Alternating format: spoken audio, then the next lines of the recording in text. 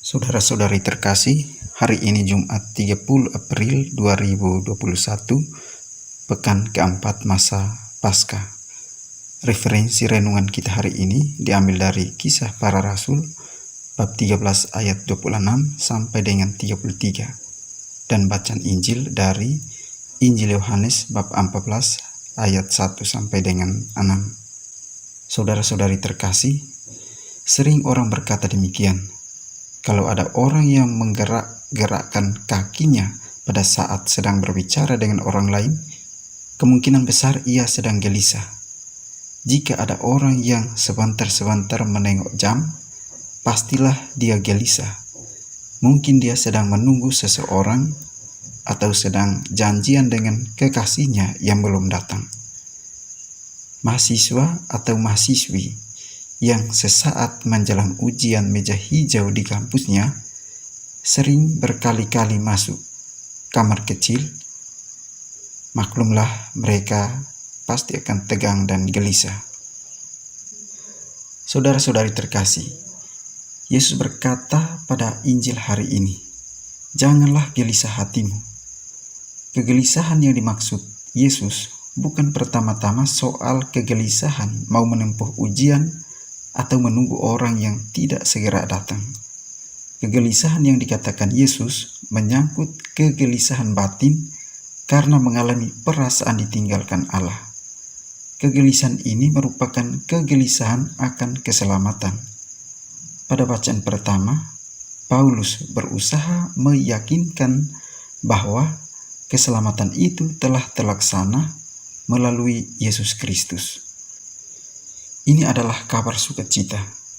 Begitulah isi pewartaan Paulus.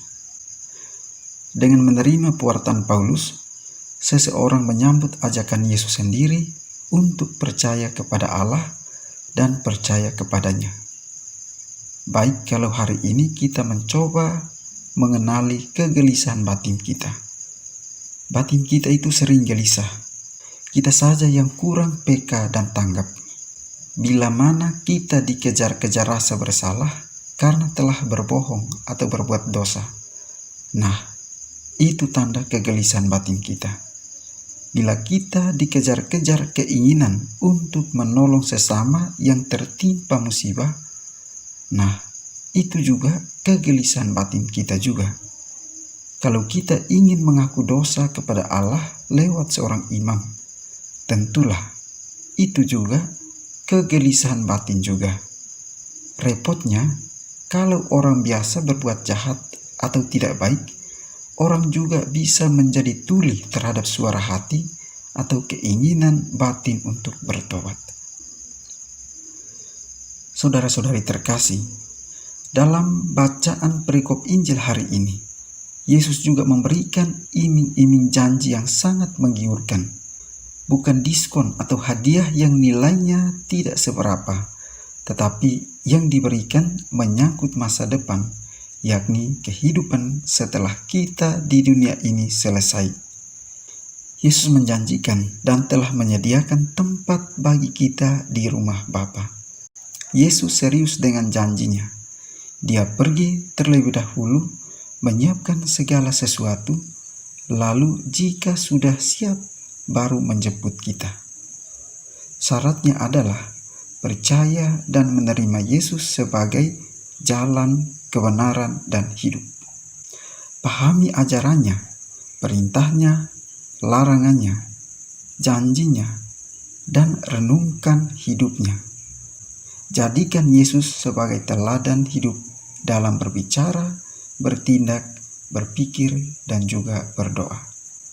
Saudara-saudari terkasih, kita sangat mudah memberikan data diri kepada orang yang tidak kita kenal untuk mendapatkan janji diskon atau yang lain, tetapi sulit untuk menyerahkan diri seutuhnya kepada Tuhan. Sangat mudah juga bagi kita untuk mendownload dan membuat akun yang membutuhkan data pribadi tanpa tawar-menawar.